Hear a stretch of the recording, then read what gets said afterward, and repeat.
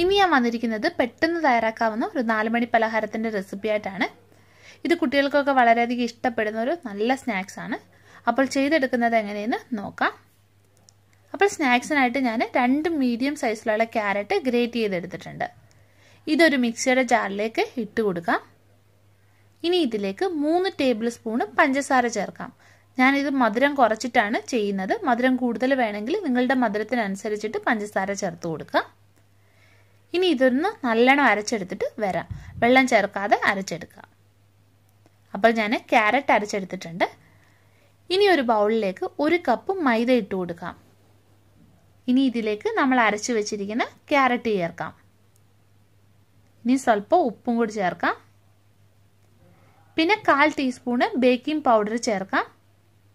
പിന്നെ കുറച്ച് ഏലക്കാപ്പൊടി ചേർത്ത് കൊടുക്കാം. ഇനി ഇതിലേക്ക് 1 മുട്ട നമുക്ക് പൊട്ടിച്ചൊഴിക്കാം. ഇനി ഇതൊന്ന് കുഴച്ചെടുത്തിട്ട് വരാം.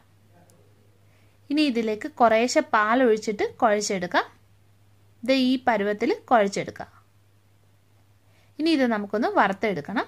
അപ്പോൾ എണ്ണ ചൂടായി വന്നിട്ടുണ്ട്. 1 സ്പൂൺ നമുക്ക് എണ്ണയിൽ മുക്കിയിട്ട് കുറേശ്ശെ മാവ് എടുത്തിട്ട് ഇതുപോലെ എണ്ണയിലേക്ക് ഇട്ട് കൊടുക്കാം. അതല്ലെങ്കിൽ കൈ കൊണ്ടാണെങ്കിലും നിങ്ങൾക്ക് ഇട്ട് കൊടുക്കാവുന്നതാണ്. ഇനി ഇത് തിരിച്ചും മറിച്ചും ഇട്ടിട്ട് നമുക്ക് മൂപ്പിച്ചെടുക്കാം. അപ്പോൾ സ്നാക്സ് എല്ലാം മൂത്ത് വന്നിട്ടുണ്ട്. ഇനി ഇത് എണ്ണയിൽ നിന്നും കോരി മാറ്റാം. അപ്പോൾ സ്നാക്സ് തയ്യാറാക്കി എടുത്തിട്ടുണ്ട്. നല്ല ടേസ്റ്റി ആയിട്ടുള്ള നല്ല സ്നാക്സ് ആണ്. നിങ്ങൾ ഉറപ്പായിട്ടും ചെയ്ത് നോക്കുക. കുട്ടികൾക്കൊക്കെ വളരെയധികം ഇഷ്ടപ്പെടുവേ.